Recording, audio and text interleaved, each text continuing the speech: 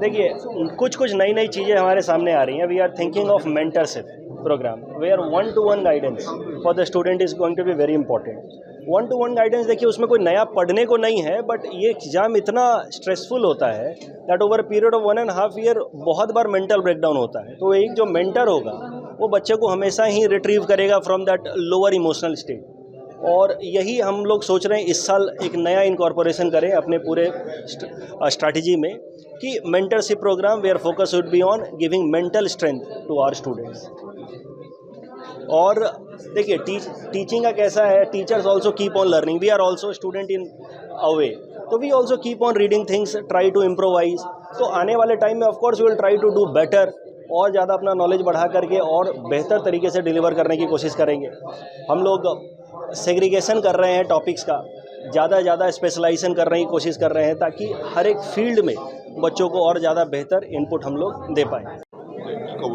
SPM একাডেমিয়ে আজি যিটো অনুষ্ঠান অনুষ্ঠিত কৰিছে লোকসেৱা আয়োগৰ অসমৰ উত্তীৰ্ণ হোৱা চিভিল সাৰ্ভিচত উত্তীৰ্ণ হোৱা প্ৰশিক্ষাৰ্থীসকলৰ আজি তেওঁলোকে এটা অভিনন্দন অনুষ্ঠান পাতিছে. খুব সুন্দৰকৈ বৰ দৰকাৰী কাম কৰিছে আৰু জ্যেষ্ঠ কিছুমান ব্যক্তি বিষয়া সন্মানিত লোকক মাতি আনি তেওঁলোকৰ হতুৱাই তেওঁলোকক উৎসাহ দিওৱাইছে, যিটো দৰকাৰী কাম কৰিছে. SPM একাডেমিয়ে অসমত এটা প্ৰতিযোগিতামূলক যিটো ইক'চিষ্টেম আৰম্ভ হৈছে তাত এটা ডাঙৰ ভূমিকা পালন কৰি আহিছে. মই তেওঁলোকক শুভেচ্ছা জনাইছোঁ.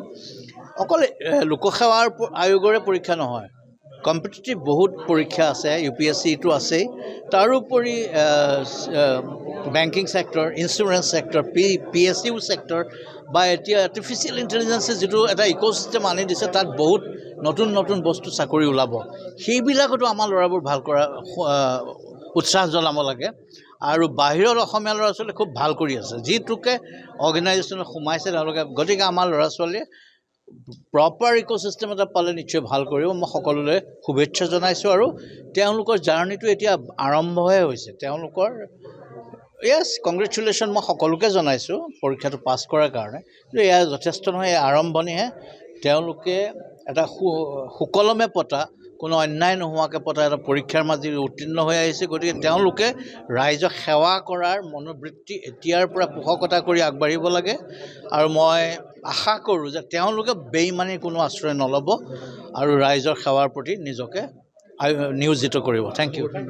যিকোনো খবৰৰ বাবে যোগাযোগ কৰক 7099017330 লগতে 7099017110 নম্বৰত.